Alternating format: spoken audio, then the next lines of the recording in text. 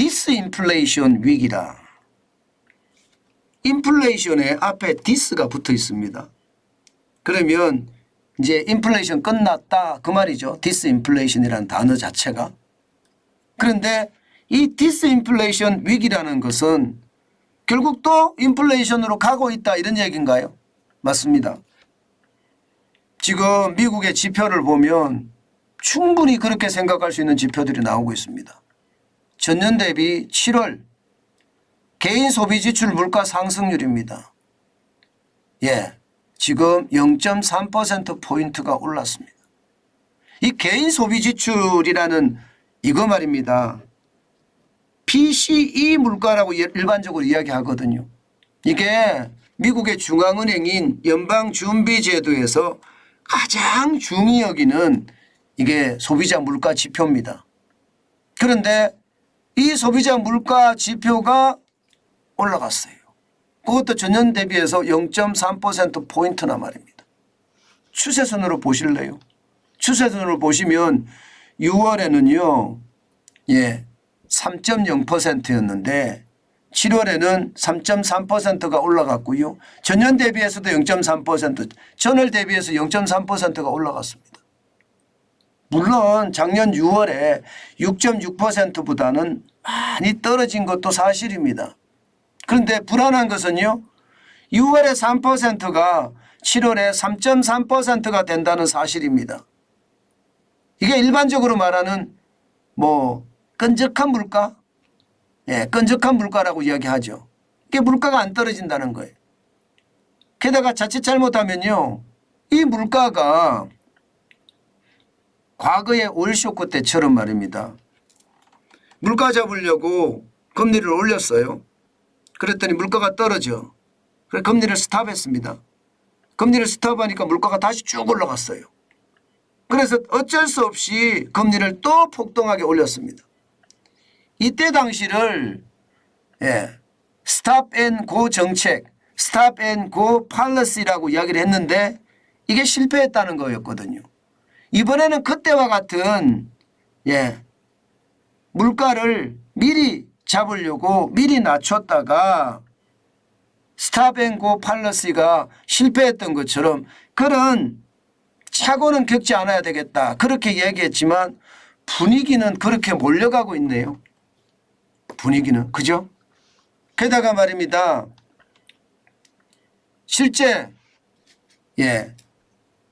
그는 개인 소비 지출 물가 지수도 올라갔습니다. 6월에 4.1인데 7월에 4.2까지 올라갔어요. 이게 근원 소비자 개인 소비 지출 물가 지수라는 게요. 근원은 기본적으로 어뜸이 되는 그런 물가라는 건데 이게 계절성이 있어서 물가에 일시적으로 영향을 주는 요소 빼는 거예요. 이게 농산물들이거든요. 주로. 그리고 말입니다. 유가는 또 그렇죠. 유가도 일시적으로 쭉 올라갔다 내려갔다 쭉 올라갔다 내려갔다 이것도 뺍니다.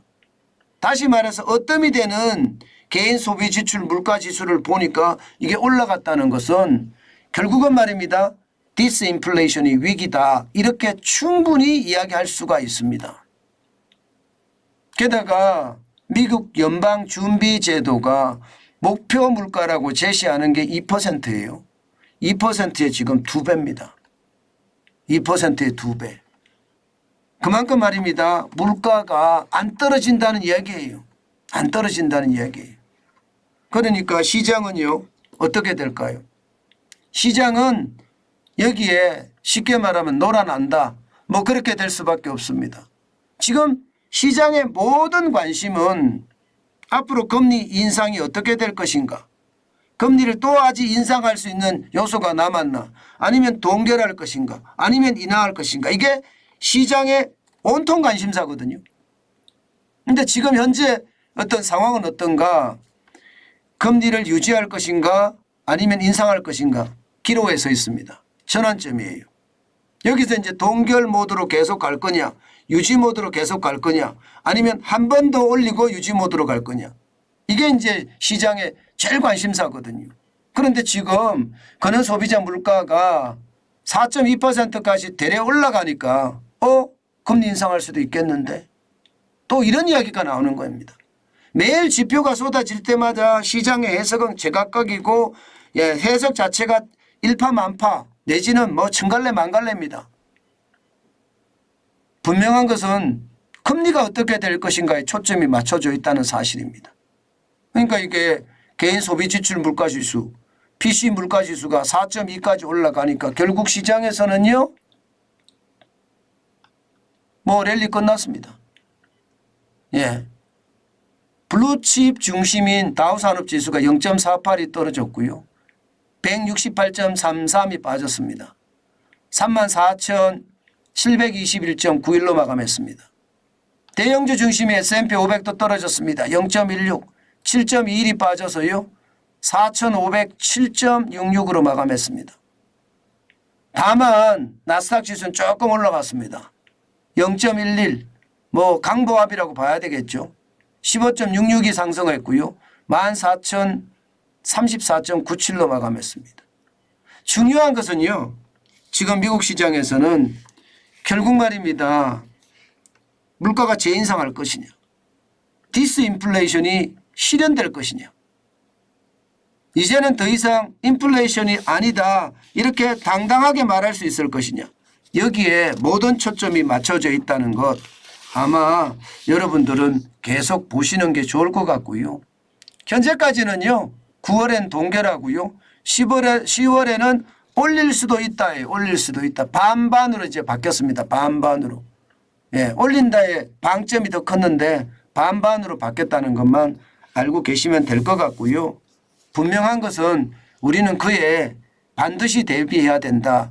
그 말씀은 제가 꼭 드리고 싶습니다.